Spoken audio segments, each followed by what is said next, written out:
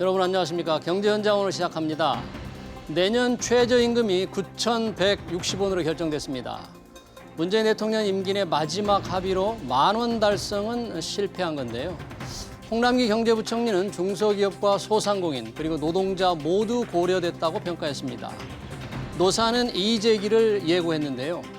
매년 반복되는 최저임금 갈등, 과연 해법은 없을까요? 최저임금 인상에 고용시장에 미칠 영향까지 토론해보겠습니다. 유튜브 실시간 댓글로 의견 주시면 토론에 반영하겠습니다. 경제현장 오늘입니다.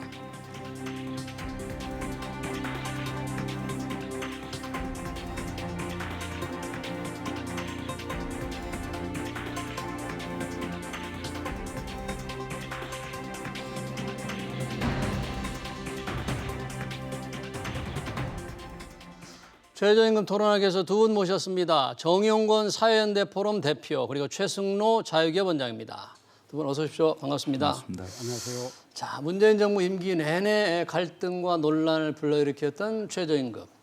이제 지금 마지막 그러니까 내년 최저임금 결정됐잖아요. 네. 9,160원. 네. 올해보다 5.1% 올랐습니다. 정용건 대표님, 어떻게 이렇게 결정이 됐고 그 과정을 어떻게 됐고 어떻게 평가하세요? 이제 내년 최저임금 결정을 올 8월 5일까지 고시를 해야 됩니다. 사실은 이제 6월 30일까지 심의를 끝내고 그리고 이제 이의 제기 기간을 둬가지고 8월 5일날 고시하도록 돼 있는데 조금 늦었죠. 뭐 그리고 해마다 늘 이 갈등 때문에 늘 늦고 그래도 늦어도 8월 5일 20일 전이기 때문에 뭐 이맘때쯤 최근에 결정하는 그런 구조로 돼 있고요. 이제 어저께 저녁부터 오늘 새벽까지 열린 회의에서 뭐 노사 양측이 서로 수정안을 냈었습니다. 그래서 최종적으로 이제 3차 수정하는 노동계에서는 10,000원, 최저임금 10,000원 하자 이런 10,000원 요구했고 경영계 쪽에서는 이제 8,850원을 낸 상태에서 더 이상 좀 의견이 좁혀지지 않았어. 그래서 이제 공익위원들이 심의 촉진 구간을 범위를 설정했습니다. 그래서 이제 9,030원에서 9,300원까지 이 범위를 설정했고요. 그게 이제 3.6%에서 6.7% 인상하는 구조로 되어 있고 거기에 따라서 민주노총은 동의되지 못해서 퇴장을 했고요. 예, 그러고 나서 이제 공익위원들이 단일안을 제출해도 좋겠냐고 제안을 하니까 뭐 그렇게 하라 해서 제출을 해서 이제 440원 인상된 9,160원을 제안했는데 경영계에서는 동의하기 어렵다고 해가지고 경영계에도 그때 퇴장을 해서 최종적으로 퇴장을 했고 예, 그래서 이제 공익위원들하고 한국노총 노동계 출신들이 표결을 해가지고 13분이 찬성하고 10명이 기권한 상태로 9,160원, 440원 오른 9,160원으로 결정되었습니다. 네, 9,160원이면 한 달로 치면 이게 얼마가 되나요? 한 달로 치면은 이제 191만 4,440원입니다. 네. 그러니까 전년도 182만 2,408시간에서 191만 4,400원 한 9만 원 정도 이렇게 인상된 상황입니다. 네. 이 191만 4,440원에는 그 주휴수당, 주말에 줘야 하는 주휴수당이 포함된 거죠? 예, 그렇습니다. 209시간으로 계산되어 가지고요. 40시간 하면은 8시간의 주휴수당을 줄 수 있도록 이렇게 돼 가지고 한 달 기준으로 하면 209시간으로 계산되어진 금액입니다. 자, 늘 이 최저임금 결정하는 마지막 날까지 이렇게 줄다리기를 하다가 노조가 퇴장하고 또 경영계가 퇴장하면서 결정되는데 최승로 원장님 어떻습니까? 이렇게 결정된 것을 경영계 측에서 볼 때는 반응과 평가가 어떻습니까? 경영 현장에서는 상당히 불만이 높습니다.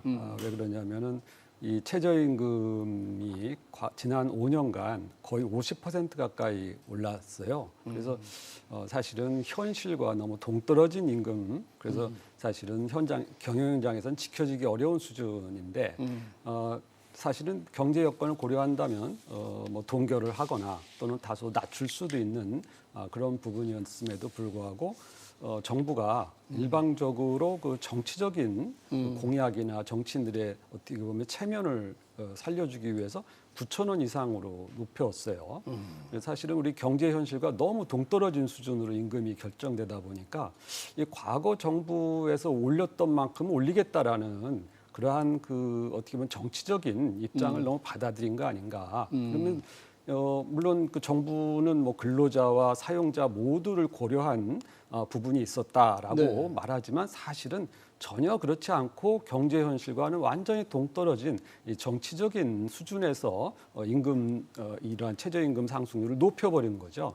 그래서 지금 경제 여건을 전혀 고려하지 않았다는 면에서 정부가 지나치게 일방적으로 정한 최저임금이다. 이렇게 이제 경영 현장에서는 받아들이고 있습니다. 지금 최승로 원장님께서 경제 현실 전혀 반영되지 않았다. 지금 5.1% 올라서 문재인 정부 5년의 평균 최저임금 인상률이 7.2%가 되고 이게 또 박근혜 정부 5년에 비교해 보니까 7.4%인데 자, 경제 현실이 전혀 반영되지 않았다. 이제 이런 평가가 나오지 않습니까? 네. 정 대표는 어떻습니까? 공익위원은 뭐 경제 성장률, 물가 상승률 다 감안해서 결정한 거다. 이렇게 그 사람들의 논리는 어떤 건가요? 대체로 이제 최저임금을 결정하는 기준은 뭐 생계비, 그다음에 이제 유사 근로자들의 임금, 노동 생산성 등등 이제 거시경제 지표들을 반영해서 하는데요. 이번에는 어떻든 올해 경제 성장률이 4% 정도 되고 내년에 이제 코로나 국면에서 벗어나가지고 좀 경기가 살아나는 그런 측면이 있기 때문에 뭐 문재인 정부 들어서 앞에 2년은 뭐 급속하게 인상됐지만 최근 2년은 1.5%, 2.87% 이렇게 대단히 낮은 수준으로 인상되었기 때문에 올해는 코로나 국면에서 어려움은 있지만 내년 경제 성장률 결정 반영하면은 5.1% 정도 올려야 된다고 이렇게 돼 있고요. 그다음에 이제 박근혜 정부하고 비교해 가지고 보면은 박근혜 정부 때의 산술 평균은 7.4이고 문재인 정부 5년을 갖다 계산하면 7.34% 정도 나옵니다. 그래서 뭐 큰 차이는 없지만 조금 낮은 이런 결정이었는데 거꾸로 이제 누적적으로 아까 말씀하셨는데 뭐 문재인 정부 하에서 누적적으로 보면 41.6% 정도 올랐거든요. 누적적으로 보면 그러면은 누적 평균을 갖다가 나눠서 계산해 보면은 문재인 정부가 조금 더 많이 올린 걸로 이렇게 나올 수 있는데 또 한편으로 보면 이제 이명박 정부 시절에도 한 6%대 정도는 계속 올렸습니다. 물론 2008년 금융위기가 있어서 조금 낮기는 했지만 그래서 최저임금 인상과 관련된 부분들은 뭐 사실은 원체 롤러코스터를 타고 굴곡이 많아서 그렇지 5%대 인상을 무리했다고 보기는 어려울 것 같습니다. 그런데 현장에 이제 우리 자영업이나 소상공인들과 관련해서는 대단히 어려울 수밖에 없다. 그래서 이 문제와 관련한 좀 답을 신속히 좀 해줘야 될 것 같다 이런 생각을 가지고 있습니다. 지금 정의균 대표는 5% 정도면 올해 인상률이 이제 5.1%니까 큰 무리한 수준 아니다 그러는데 우리 최승로 원장님께서 보기에 경제 현실을 반영하지 않았다. 네, 그렇습니다. 그런 논리는 뭡니까? 왜 어떤 면에서 이게 전혀 반영되지 않고 과도한 인상률이라고 주장하는 근거는 뭡니까? 이미 과거에 경제 현실과 동떨어진 수준으로 이미 높아졌던 상황이었기 때문에 사실은 추가적으로 올릴 만한 내용이 없었어요. 사실 이 190만 원, 월 190만 원 정도의 최저임금은 결코 낮은 것이 아닙니다. 그러니까 이 자영업 소상공인들의 이 지불 능력을 고려했을 때는 이미 거의 50% 이상 과도하게 높아진 상태를 유지하고 있었고 또 이 최저임금을 대다수 중소라든가 중견 기업을 포함해서 이 지불할 수 있는 능력을 이미 초과한 상태. 그래서 이미 그 현재 최저임금도 지불하지 못하는 기업이 허다하게 많았던 상태였어요. 지금 최저임금을 지급하지 못하는 게 또 이렇게 많습니까? 네, 그렇습니다. 특히 외식업 같은 경우에는 거의 뭐 40% 가까이가 최저임금을 지키지 못하는 수준까지 육박을 했고요. 업종마다 상당히 차이가 있는데 이 지불 능력을 거의 상실한 기업들이 많이 있었다 보니까 아예 근로자 없이 경영을 하거나 또는 근로자를 계속 줄여온 상황이었죠.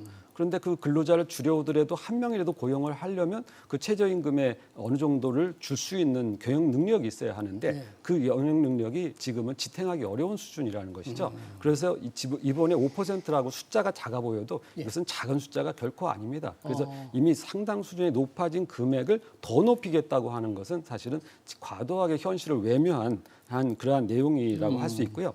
우리가 그 자영업자 비중이 상당히 높은데 이 자영업자 중에서 종업원이 없는 자영업자의 비중이 계속 높아지고 있고 이 종업원이 있는 자영업자의 비중이 계속 감소하고 있단 말이죠.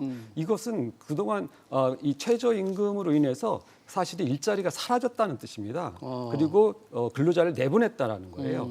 이 얘기는 뭐냐면 결국은 최저임금을 올려서 전반적으로 저소득계층의 소득 분배도 높이고 해야 되는데 이게 사실은 최저임금이 오히려 세득 분배를 악화시키고 양극화를 심화시키는 내용이에요. 그러면서 일자리를 아예 없애버린 거죠. 네. 그러다 보면 이 최저임금 계층에 속하는 청년들 같은 경우는 네. 그야말로 알바 일자리도 구할 수 없는. 음. 그래서 경력이 없는 사람들은 사실은 알바도 못 구해요, 이제. 네. 이렇게 돼버렸죠. 그러다 보니까 현장에서 청년들은 사실 일해볼 경험이 있어야 되는데 예. 일해보는 경험 자체가 박탈되는 그래서 일할 기회를 뺏어가 버리는 정책이 바로 이 최저임금이라는 것입니다. 네. 그래서 굉장히 이게 이 우리 사회에 아주 폐해가 크고 이런 부작용이 심각한 제도인 것이죠. 지금 그 최승로 원장님 말씀 중에 조금 주목해봐야 될 게 이 최저임금을 못 주는 기업들이 꽤 많다. 영세상공인이 많다. 특히 이제 음식숙박업은 뭐 40% 가까이 된다는데 예, 예. 현실이 그렇게 좀 관찰이 됩니까? 어떻습니까?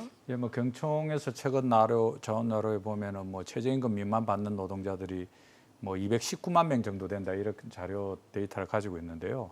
15%로 나오네요. 예, 화면은. 15.6% 정도 해가지고 뭐 319만 명 정도 이렇게 이야기하는데 실제로 이제 최저임금위원회가 발표한 최저임금 영향률이라는 거. 그래서 최저임금의 1.2배 미만의 근로자들을 400만 명 정도 보고 있습니다. 네. 그래서 실제로 그 중에서 뭐 319만 명이면은 뭐 거의 다가 최저임금을 못 받는 것처럼 이렇게 하는데 사실은 그 정도는 아니고요. 예. 노동계는 한 10% 정도 된다고 보고 있는데 그 10% 저는 뭐 10%보다도 훨씬 더 줄어들다.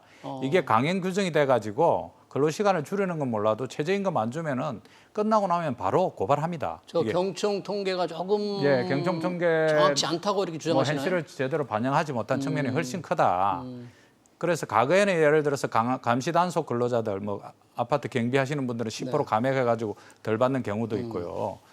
예를 들어서 택시 같은 경우에도 또 최저임금 위반 사례가 아주 많았던 사업장인데 요즘 어떻게 하느냐면은 예. 택시 어려우니까 택시 최저임금도 줄 처지가 안 되지 않습니까? 사회적 거리두기 때문에 그 택시를 세워놔요. 그러면 경영자도 손해고 노동자도 월급이 없으니까 어떻게 하냐면 기름값은 내가 낼 테니까 벌어 들어오는 돈의 절반씩 우리 둘이 나누자.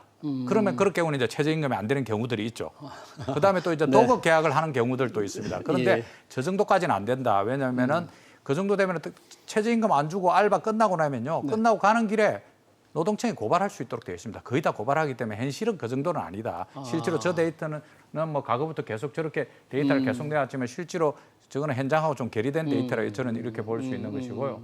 최저임금을 이제 말씀하신 것처럼 기업 측면에서 최저임금이 어떤 영향을 미치냐 봤을 때는 최저임금이 2018년, 19년 급속하게 오르면서 산입법이라는 걸 만들었어요. 산입범위. 예, 네. 예. 그래서 정기상여금이나 복리후생비의 20%, 정기상여의 20%, 복리후생비의 5% 이상 되는 거는 다 최저임금 산입범위에 포함시켜가지고 오히려 조금 더 줄 수 있는 기업들은 최저임금 인상 효과가 거의 없습니다. 이미 상입범위에 들어가니까 예. 최저임금 그 임금 수준이 올라가 있기 때문에 그렇죠. 그래서 사실은 기업들은 훨씬 더 덜해지는데 오히려 자영업 하시고 왜냐하면 자영업 하시는 분들이 알바생 쓸 때 복립이나 뭐 정기상여금 없지 않습니까? 그래서 자영업이나 소상공인들이 타겟팅이 돼가지고 훨씬 더 어려워진 거는 저는 인정합니다. 네. 훨씬 더 저렴인 것 때문에 그렇기 때문에 정부가 최저임금 인상 이걸로 그냥 잊지 말고 내년도 일자리 안정 자금을 어떻게 줄 건지와 관련해서 자영업을 꼼꼼히 챙겨가지고 제대로 된 일자리 안정 자금을 통해 가지고 자영업자들이 일할 수 있도록 그리고 말씀하신 이 근로자들의 일자리가 줄어들지 않도록 이런 역할들을 후속적으로 빨리 신속히 진행시켜야 된다. 예. 그렇지 않으면 내년에 뭐 당장 지금 사실은 경제 성장률이 4%가 되더라도 자영업이라든지 내수라든지 소비 쪽은 대단히 어렵기 때문에 이쪽에 집중해서 지원책을 만들어야 된다고 생각하고 있습니다. 예.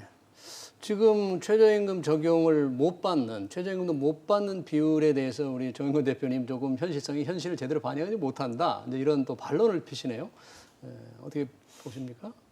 우리가 이제 법을 실행함에 있어서 지킬 수 있는 수준의 제도를 펴야 되는데 우리 사회가 과도하게 목표를 상향하다 보니까 예. 현실에서는 지키지 못하는 경우가 허다하게 나옵니다. 예. 그래서 그 비율을 우리가 알 수가 없어요. 근데 그 비율 자체는 그래서 서베이라든가 다양한 방식으로 추측을 해볼 수가 있는 것이죠. 그런 면에서 그것이 높을 수 있다, 낮을 수 있다 이렇게 서로 네. 생각은 다를 수가 있다고 생각을 합니다. 네. 그런데 이제 현장에 가보면은 우리가 지방이나 다양한 데 가보면 외국인 근로자도 있고 어디에는 또 뭐 사실은 근로 자체가 허용되지 않는 부분에서의 또 근로도 있어요. 그래서 그런 일자리일수록 사실은 근로자의 삶이 굉장히 핍박하고 근로 조건이 악화가 됩니다. 그래서 이 법은 근로자를 보호하겠다고 만들지만 사실은 그 법이 적용되지 않는 상황을 만들다 보니까 그 피해가 오히려 근로자한테 전가가 되는 것이죠. 네. 그래서 우리는 그러한 부분을 줄이려고 하는 것이 필요한 부분인데요. 그런 면에서 이 선진국과 우리가 이 최저임금을 비교를 해봐야 됩니다. 어떻습니까? 우리가 그래서 비교해보면? 이 선진국 같은 경우에 있어서는 중위임금의 적정 수준을 이 최저임금으로 하자는 것이 어느 정도 컨센서스로 이루어지고 있어요. 예. 그런데 우리가 그런 선진국에 비해서 상당히 높은 수준의 최저임금을 지금 적용하고 있다 보니까 이러한 폐해가 발생하는 것이죠. 우리가 선진국에 비해서 최저임금 수준이 좀 높은데 어떤 근거로 지금 중간 임금에 비해서 최저임금이 어느 정도냐 그 수준이 높다 그런 네, 얘기인가요? 그렇습니다. 저 수준을 상당히 높게 책정하고 있는 이유 같은 경우는 40에서 60% 사이대에서 저것을 이제 권고를 하고 있고 그런데 우리나라는 그 60을 이미 넘어서 버린 것이죠. 그러니까 사실은 경제 체력을 고려했을 때도 높을 뿐만 아니라 저렇게 선진국 수준과 비교해서도 최저임금을 과도하게 높게 책정을 하고 있는 나라입니다. 그런데 이제 비교적 고용시장이 자유로운 미국 같은 경우는 30%로 상당히 현실적으로 최저임금을 적용하고 있어요. 예. 그런 기준을 본다면 우리는 미국 대비 거의 2배 이상 높은 최저임금 수준을 가지고 있는 나라다 이렇게 볼 수가 있습니다. 그러다 보니까 이렇게 최저임금이 높다 보니까 현장에서는 지킬 수 없을 정도의 최저임금이다라는 불만이 나오고 실질적으로 근로자들은 그러한 현실과 괴리된 법에 의해서 더 고통을 받는 현장이 나오는 것이죠. 예. 최저임금 수준이 중임금에 비해서 저렇게 높으면 또 우리 최승도 원장님은 이렇게 일자리를 많이 줄이는 오히려 악영향이 있다. 또 소득 분배를 악화시킨다. 이렇게 생각을 주장을 하시는데 정 대표는 어떻게 보세요? 일단 우리 최저임금 이야기하기 전에 선진국 이야기하는데 이제 우리도 웅크타드의 선진국으로 대통령이 우리 선진국 들어갔다 했기 때문에 이제 뭐 선진국 비교해서 일을 할 필요는 없고 우리가 뭐 EU나 OECD 국가 비교하는 건 뭐 당연한 거고요. 두 번째 중위임금 대비해서 우리가 높은 거로 이렇게 나와 있어요. 그죠? 그 중위임금 대비 높은 있는데 저걸 보면서 우리의 임금 격차가 심각하구나. 이 1분위부터 5분위까지 임금 격차가 심각하고 특히 이제 중위임금과 관련해서 우리의 높은 데들의 임금은 계속 올라가고 있는데 중간 그 밑단위 임금은 대단히 안 올라가고 있다. 그래서 우리 중위임금이 얼마냐면은 월 기준으로 2019년에 234만 원이에요. 네. 그러니까 2020년 작년 지금 중위임금은 안 나왔거든요. 그러니까 우리 근로자가 2천만 명 정도 되는데 그중에서 1000번째 되는 노동자의 임금이 월 234만 원밖에 안 됩니다. 평균 임금은 309만 원이거든요. 그러니까 평균은 전체적으로 많이 받는 사람들 때문에 올라가 있는데 딱 1000번째로 끊는 사람의 임금이 234만 원이니까 사실은 최저임금 인상시키고 그 위도 좀 올라가고 그 위도 올라가고 이렇게 돼야 되는데 이게 중위임금의 최저임금이 수렴돼야 되는데 최저임금의 중위임금이 수렴되고 있어요. 그래서 임금 격차가 커지면서 중간임금은 사실은 안 올라가고 있는 이런 문제가 현실적으로 발생하고 있기 때문에 사실은 지난번 산입범이나 이런 것들 이런 것들은 오히려 훨씬 잘못됐다. 자영업자의 어려움을 해결해 주지도 않아요. 산입범위는 자영업자는 복리후생비나 또는 뭐 상여금, 정기상여금을 주지도 않기 때문에 그쪽은 오히려 최저임금을 조금 더 줄 수 있는 여력이 있는 데인데 물론 어렵기는 하지만 여력이 있는 데도 불구하고 그쪽을 이렇게 산입범위로 빼버리면서 중위임금이 안 올라가서 발생한다. 그래서 우리 중위임금이 대단히 낮은 문제와 관련해서 그다음에 임금 격차가 이렇게 커져 있는 이 부분과 관련해서도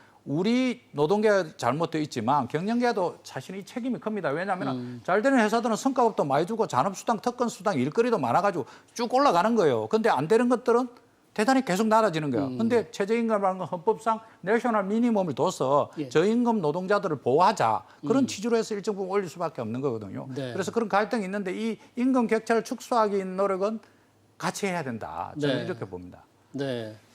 뭐 임금 격차 문제는 이제 축소 문제는 최저임금과 관련이 돼 있지만 저희가 오늘 이제 토론하고자 하는 것은 이제 최저임금 수준이니까 지금 댓글 주시는 분들 중에 그런 걱정을 하는 분들이 많아요. 자영업자는 어떡하나요? 우리 알바 한 명 일자리 잃게 생겼네요. 이제 무인으로 가야 된다. 이미 무인으로 많이 하고 있는데 이런 걱정들이 현장에서는 확실히 많은 것 같아요. 네, 그렇습니다. 네, 사실 이제 무인 업체가 등장을 하고 있고 예. 주인 혼자서 일하는 사업자가 계속 늘어나고 있는데 이런 것이 사실은 심각한 문제입니다. 왜냐하면 생산성도 높이면서 임금이 같이 올라야 되는데 예. 생산성은 거의 오르지 않는 상태를 지금 현재 유지하고 있어요. 예를 들어서 몇 시간당 생산성 또는 1인당 생산성 같은 경우에 있어서는 1인당 생산성은 거의 1.7%, 지난 5년간 거의 오르지 않았어요. 예. 시간당 증가율 같은 경우는 9.8% 정도로 어느 정도 올랐는데 예. 거기에 반해서 최저임금은 거의 50%를 넘어섰단 말이죠. 예. 이렇게 되면 이 생산성이 낮은 서비스업, 특히 이 자영업이라든가 소상공인이 일하는 이 서비스업 파트에 있어서의 이 임금과 생산성의 괴리가 굉장히 심화됩니다. 예. 그러면 그럴수록 이 최저임금의 강압적인 상승이 오히려 더 부작용을 더 초래하는 것이죠. 그래서 사실은 임금 격차를 해소하는 길은 뭐냐면 이 서비스 분야에 있어서의 생산성을 끌어올리는 노력이 있어야 되는데 이 부분은 정부가 또 규제로 강하게 묶고 있기 때문에 이 서비스 산업 전반적인 생산성이 안 올라갑니다. 예. 그러다 보면은 결국에 가서는 이 저임금의 일자리는 그대로 방치한 채 임금만 올려라 하니까 결국은 자영업자와 소상공인들까지 다 이 경영 자체가 망가져 버리는 것이죠. 네. 이제 이런 방식을 어떻게 그러면 해소할 것이냐 하는 것은 바로 이 규제를 풀어서 이 소상공인이 일하는 분야에 있어서 생산성도 임금과 같이 올라갈 수 있는 구조를 만들어줘야 되는데 이 부분에서는 정부가 제대로 또 노력을 해오지 않았다라는 것이 결정적인 문제입니다. 네. 이 최저임금 결정할 때마다 매년 이런 갈등이 계속되는데 지금 우리나라의 최저임금 결정 방식 네. 노조 측과 경영계가 들어가고 공익기관이 들어가서 합의하는 거. 돈을 주는 사람과 받는 사람이 협상을 해야 되는 수밖에 없는 상황. 다른 나라도 이렇게 합니까? 이게 합리적입니까? 어떻습니까? 대체로는 세 가지 정도의 방식이 있습니다. 네. 그래서 이제 의회가 국회가 하는 방식이 하나 있고요. 그다음에 정부가 하나 결정하는 방식이 있고, 그다음에 우리처럼 이제 노사청 이렇게 전문가들이 들어와서 하는 이런 위원회 방식이 있는데 이제 미국 같은 경우는 미국 의회에서 결정하도록 되어 있습니다. 그리고 미국은 이제 또 연방 최저임금도 정해져 있지만 주별로 최저임금을 결정하도록 되어 있습니다. 그래서 뉴욕주 같은 경우는 뭐 $15, 캘리포니아는 뭐 $14 이렇게 해가지고 이렇게 결정되어 있고요. 뭐 미국도 지금 $15로 가는 것과 관련해서 의회에 상정되어 있는 이런 상황이고 프랑스나 스페인 같은 경우는 이제 정부가 결정하는 거죠. 정부가 결정하는 이렇게 되어 있는데 노사의 의견을 들어서 정부가 결정하는 이런 구조로 되어 있고 이제 우리나라나 일본이나 호주 같은 경우는 위원회 방식으로 이렇게 하고 있는데 이제 어떤 방식으로 하더라도 결국은 정부가 어떤 의견을 가지냐 이게 최종적인 거죠, 사실은. 지금 현재 우리도 예. 정부가 직접 하지 않지만 정부의 의중이 다 반영되는 거죠? 그렇습니다. 뭐 공익위원 하는 교수 몇 분이 나와가지고 우리의 최저임금을 어떻게 결정할 수 있겠습니까? 결국 정부하고 뭐 노동부, 기재부 뭐 등등 청와대와 이렇게 긴밀히 상의해서 결정할 수밖에 없는 그런 구조로 가지고 있는 것이기 때문에 정부가 결정한다고 이렇게 보면 되는데 툴을 어떻게 쓰느냐의 문제이고요. 저는 이제 이 금액도 중요하지만 사실은 문재인 정부 최저임금 소주성 등등 하면서 대단히 많은 그 여러 가지 갈등의 양상도 많이 빚었는데 저는 제도를 좀 개선하지 못한 이런 아쉬움이 5년이 끝나가는 과정에서 제도라도 좀 제대로 바꿨어. 아니 뭐 바꾼다고 말은 했는데 하나도 실천한 것 같지 않아요? 아까도 말씀하셨지만은 주휴수당 문제 때문에 지금 제일 힘드신 거거든요. 주휴수당. 예. 네. 근데 청년 유니언 노조에서마저 주휴수당 없애자고 이야기했어요. 주휴수당이 이 갈등의 원인입니다. 보통 알바하시는 분들 현장에 보면은 그냥 시간당 10,000원 줄게, 뭐 또는 뭐 9,000원 줄게, 10,000원 줄게 이렇게 결정해요. 근데 갑자기 이제 끝나고 갈 때 되면 주휴수당이 톡 튀어나오는 거예요. 그래서 전부 쪼개기 알바가 이렇게 많이 생겼지 않았습니까? 그럼 주휴수당을 정리하면서 예를 들어서 뭐 10,000원을 갈 건지 어떻게 할 건지와 관련해서 사실은 경영계하고 합의하면서 제도를 바꾸는 게 필요했고 저는 산입범위 이것과 관련해서는 조금 더 줄 수 있는 어렵지만 줄 수 있는 여지가 있는 조금 더 위쪽에 있는 단위들과 관련해서는 이건 진짜 도입되는 건 잘못됐다. 그래서 중위소득이 올라가지도 않는 이런 부분들을 만들고 있다 이렇게 보고 있거든요. 네. 사실 지금 정영근 대표님 이제 주휴수당을 얘기했는데 지금 9,160원이라고 하지만 주휴수당을 넣으면 10,000원이 넘어버린다는 거죠, 최저임금이. 그러다 보니까 이 일자리를 계속 더 채용할 수가 없는 상황이고 제도의 개혁이 이루어지지 않아서 아쉽다. 사실 뭐 업종별, 지역별 차등화 얘기도 좀 초반에 있었지 않습니까? 전혀 받아들이지 않은 거죠. 네, 그렇습니다. 그러니까 정부가 상당히 그 경직적인 태도를 보이고 있는 것이죠. 그 문제는 이제 제도가 너무 경직적이다라는 것인데 모든 것을 획일적인 수준에서 결정해 버리겠다는 겁니다. 우리나라의 다양한 지역 또 다양한 업종, 사업자마다의 독특함 이런 것들을 다 고려해서 사실은 결정될 수 있어야 함에도 불구하고 모든 것을 하나의 잣대로 획일적으로 결정하려고 하다 보니까 부작용이 상당히 심한 편인데요. 그런 면에서 보면 좀 제도가 유연하고 현실에 적합하게 제도가 바뀔 필요가 있습니다. 그래서 이제 그런 면에서 보면 정부가 지금까지 너무 이 명목에 그 명분에만 매달린 그러한 상황이다. 이렇게 볼 수가 있는데, 근데 이런 그 명분에 얽매인 제도는 결국에 가서는 이 사람들한테 일자리를 뺏어버리는 문제가 있어요. 그래서 결국은 고용을 감소시킵니다. 그래서 이 최저임금 인상이 사실 우리나라 과거에 이루어지면서 제조업이나 서비스 분야에서 일자리를 상당히 급격하게 감소시켜 왔는데요. 그 일자리 감소를 보면은 예. 이 상당히 그 과거 몇 년 동안 누적돼 있어요. 그러니까 최저임금이 급격하게 올랐던 1918년이나 아니 2018년이나 2019년도 같은 경우는 일자리 감소가 상당히 심각을 했고요. 작년 재작년 같은 경우는 상대적으로 그 부작용이 조금 덜하게 나타난 편입니다. 그래서 이러한 그 최저임금 인상이 업종별로나 또는 기관별로 상당히 이 부정적인 효과로 나타났다는 것을 사실은 좀 받아들일 필요가 있는 것이죠. 그래서 제조업의 일자리 감소, 그다음에 서비스 분야에서 계속 그 자영업자가 힘들어하는 이러한 모습, 이런 것들이 사실은 이 최저임금 제도를 운영함에 있어서 정부가 좀 더 책임감 있게 그리고 현실에 맞는 제도 운영을 해야겠다라는 그러한 국민을 위한 방식의 제도 운영을 해야 된다. 더 이상 이것을 정치 논리라든가 정치적인 그러한 그것을 고려하는 그런 방식으로 하다 보면 계속 일자리는 감소하는 그런 폐해가 누적이 될 수가 있다는 것이죠. 네. 지금 최저임금이 고용 감소에 영향을 줬다, 일자리를 줄였다. 혹시 뭐 일자리 감소에 사실 별 영향이 없었다 이런 연구 보고서는 없습니까? 예, 최저임금과 관련해서 이제 뭐 고용에 미치는 효과와 관련해서 여러 가지 논문들이 나왔는데 뭐 많은 경제 학자들 사이에서 딱 합의되는 그런 뭐 일자리가 뭐 줄었다 이렇게 합의되는 것은 아니고요. 예. 근데 뭐 마이너스의 효과를 갖다 발생시킨다는 볼 수 있고 저희가 2018년, 2019년 이렇게 보면 사실은 근로 시간이 줄거나 일부에서 이제 고용원이 있는 자영업자의 숫자가 대폭적으로 줄고 그래서 나홀로 자영업 하시는 분들이 늘기 때문에 예. 자영업 현장에서는 그럴 수밖에 없는 구조로 가 있고 지금 이제 뭐 이렇게 이야기하죠. 더 줄일 사람도 없다. 더 줄일 사람도 없는데 최저임금 어떻게 하느냐.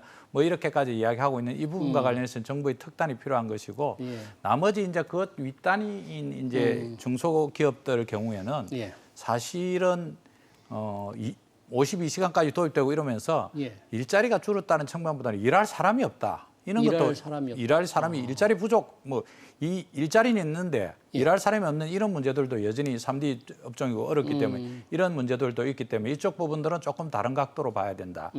그리고 이제 아까 우리 최 원장께서 말씀하셨는데 그 최저임금과 관련해서 계속 요구되는 건 뭐냐면은 산업별로 좀 조금 하는 거. 업종별로 좀 차등. 그다음에 지역별로 좀 차등화하는 예. 방안. 그다음에 규모별로 차등하는 방안 요구가 있었습니다. 저는 우리 좁은 국토에서 사실은 만만치 않다고는 생각하지만 지난 4년 동안 그 문제 제기가 있었으면은 위원회를 하나 만들어서 예. 최저임금과 관련해서 정말 물어보고 어느 업종을 어떻게 할 수 있는지 그게 미칠 실정적인 효과가 어떨지와 관련해서 논의하고 그것을 국민들한테 답을 했어야 돼요. 예. 근데 여전히 그 결정 그냥 투표해가지고 업종별로 올해도 안 한다.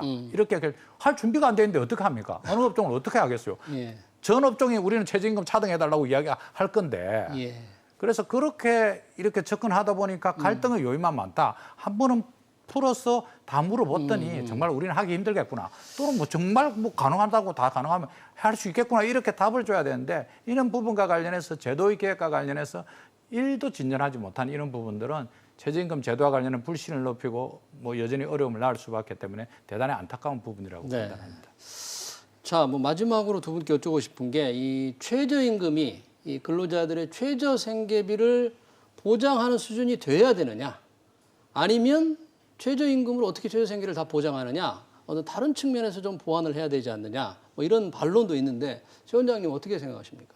네, 그 기업은 복지기관이 아닙니다. 그러니까 수익을 내야 되는 것이죠. 그래서 제3자가 사실은 임금 밥상이나 임금을 대신 결정하려고 해서는 안 됩니다. 그러니까 임금이 좀 부족해서 생활이 어렵다. 그러면 이제 복지로 그 문제를 해결해야 되는 것이죠. 그래서 예를 들어 1인 가구 같은 경우는 이 190만 원으로 생계가 어렵다라고 생각할 수 있지만 만약 두 사람이 최저임금을 받는다 그러면 이게 380만 원이고 세 사람이 한 가구를 구성한다 그러면 월 570만 원의 수입입니다. 그러니까 세 사람이 최저임금을 받아도 월 570만 원으로 생계를 할 수가 있는 것이에요. 그러니까 어떤 경우에 우리가 해당되는지를 알 수가 없습니다. 4인 가구인데 한 사람만 일할 수 있는 경우도 있겠죠. 그래서 최저임금이 그 복지에 어느 정도 영향이 있느냐 이거 사실은 알 수가 없다는 것입니다. 그래서 복지제도가 있는 것이죠. 그래서 최저임금을 복지로 착각하는 것은 사실은 너무나 단순한 논리다. 그래서 이 최저임금과는 무관하게 복지를 생각해야 하는 것이고요.